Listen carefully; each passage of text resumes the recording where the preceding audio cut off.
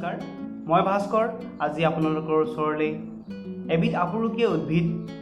অশ্বগন্ধাৰ বিষয়ে কিছু তথ্য লৈ আহিছোঁ আপুনি বা আমি বেছিভাগেই ডাবৰ বা পতঞ্জলি আদি কোম্পানীৰ অশ্বগন্ধাৰ যি টেবলেট বা জুচ পোৱা যায় সেয়া দেখিছোঁ কিন্তু তাৰ প্ৰকৃত গছজোপাৰ সৈতে আপুনি পৰিচিত নে আহক আমি ভিডিঅ'টো সম্পূৰ্ণৰূপে চাওঁ আৰু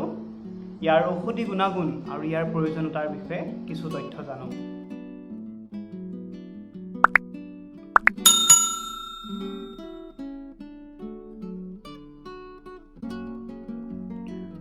অশ্বগন্ধাৰ ইংৰাজী নাম হ'ল উইণ্টাৰ চেৰী বা ইয়াক ইণ্ডিয়ান জিনচেং বা পয়জনাছ গুজবেৰী বুলিও জনা যায় সাইণ্টিফিক নাম যদি ক'বলৈ যাওঁ ইয়াক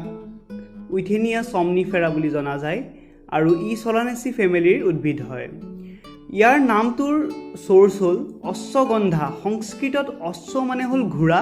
আৰু গন্ধ মানে হ'ল গোন্ধ অৰ্থাৎ ইয়াৰ শিপা ঘোঁৰাৰ পেচাবৰ দৰে গোন্ধায় সেইবাবে ইয়াৰ নাম অশ্বগন্ধা আয়ুৰ্বেদত অশ্বগন্ধাক প্ৰিন্স অফ হাৰ্ব অৰ্থাৎ যিমানবোৰ জোপোহা জাতীয় উদ্ভিদ আছে তাৰ ৰাজকুমাৰ বুলি উল্লেখ কৰিছে এডাপ্টোজেন বুলিও ইয়াক উল্লেখ কৰা যায় এডাপ্টোজেনৰ অৰ্থ আমাৰ শৰীৰত যিমানবোৰ ত্ৰুটি আছে বা যিবোৰ প্ৰয়োজন সেইসমূহ পূৰণ কৰে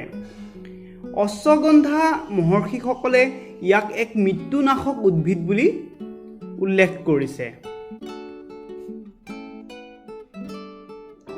অশ্বগন্ধাক চিনাক্তকৰণ কৰিবলৈ হ'লে আমি এইকেইটা কথা মনত ৰাখিব লাগিব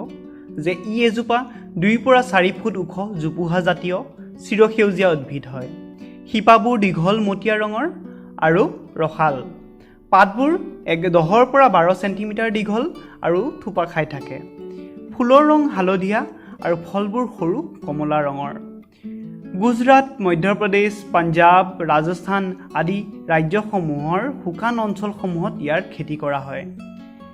এলকালয়েড ষ্টেৰইডল লেক্টোনছ কাস্কোহাইড্ৰিন উইথেনলাইটছ আদি ৰসায়ন এই উদ্ভিদজোপাত পোৱা যায় ইণ্ডাষ্ট্ৰিয়েলি গাখীৰৰ পৰা যদি চীজ উৎপাদন কৰিবলৈ হয় তেতিয়াহ'লে ৰেনেট নামৰ এবিধ এনজাইম ব্যৱহাৰ হয় আৰু এই এনজাইমৰ বিকল্প ৰূপে অশ্বগন্ধাৰ ফল ব্যৱহাৰ কৰে অশ্বগন্ধাৰ ভালদৰে আভাস পাবলৈ কাষত থকা ফটো আৰু তাৰ শিপাৰ ফটো আপোনালোকে চাব পাৰে অশ্বগন্ধাৰ ঔষধি গুণসমূহ যদি আমি চাওঁ ইয়াৰ শিপা মানসিক ৰোগত ব্যৱহাৰ হয় মৃগী ৰোগ স্নায়ুবিক দুৰ্বলতা ধাতু দুৰ্বলতা আদিত উপকাৰী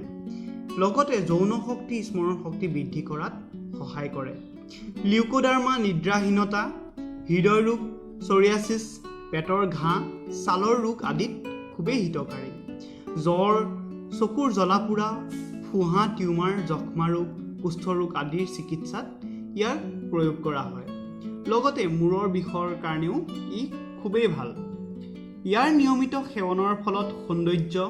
বল ক্লান্তি আৰু শক্তি আদি বৃদ্ধি হৈ দীৰ্ঘায়ু প্ৰাপ্ত কৰে বুলি জনা যায় অশ্বগন্ধাৰ সেৱনত শৰীৰত ঘোঁৰাৰ সমান বল আহে বুলিও উল্লেখ আছে